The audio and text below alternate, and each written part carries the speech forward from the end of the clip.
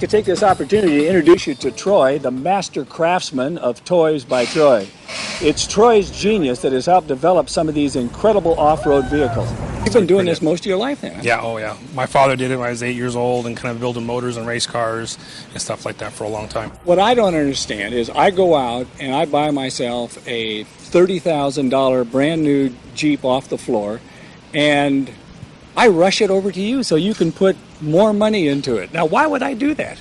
Well, it depends on what you want. If you want to go rock crawling, steep driving, just look cool, depends on what level you want to go to. You can spend anywhere from $0 to $25,000 in additional add-ons to a Jeep to make it go out and go rock crawling on level 5 trails and come home. So I can essentially double the price of my Jeep if that's what I want to do? Yes, no problem at all.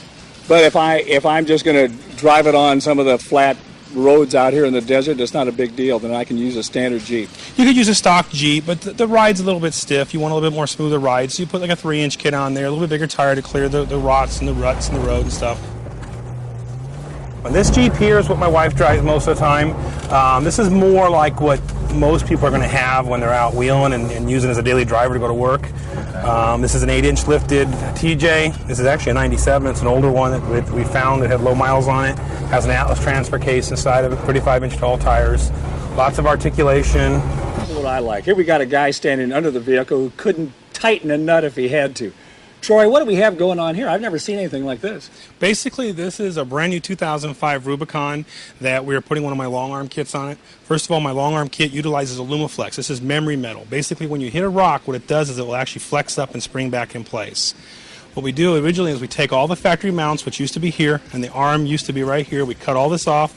We go to a new belly plate with longer arms on it. So what that does is allow us to have the geometry correct to the relationship of the road. So the vehicle is not like a pogo stick, so things aren't binding up as you hit bumps down the road. It makes this Jeep ride and drive a lot better than it does even factory.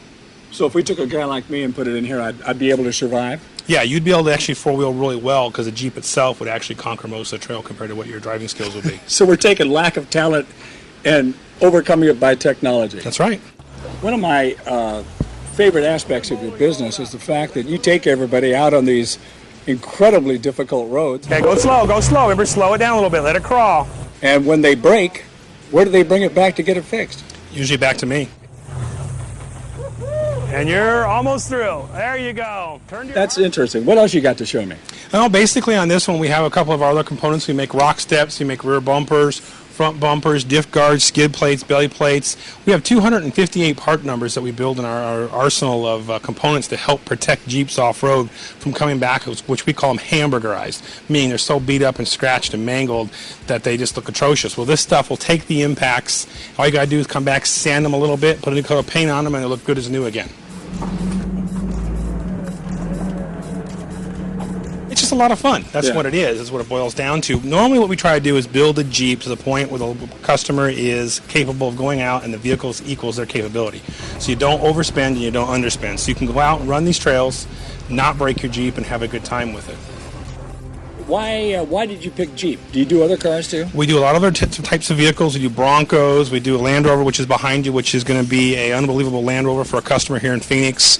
That's going through a process of an LS2 with a 4L60, Rock Jock 60s front and rear inside of it. That'll be a $250,000 vehicle when it's done for a hunting rig.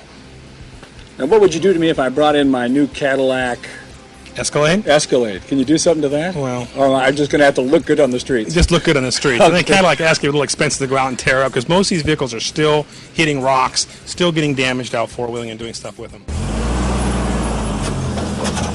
You're trying to get me to bang up my Nerf park, aren't you?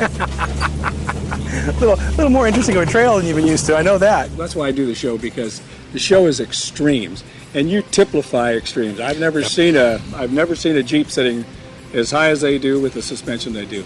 I want to thank you again for being part of our show, and it's always nice to see you. Thank you, Gary.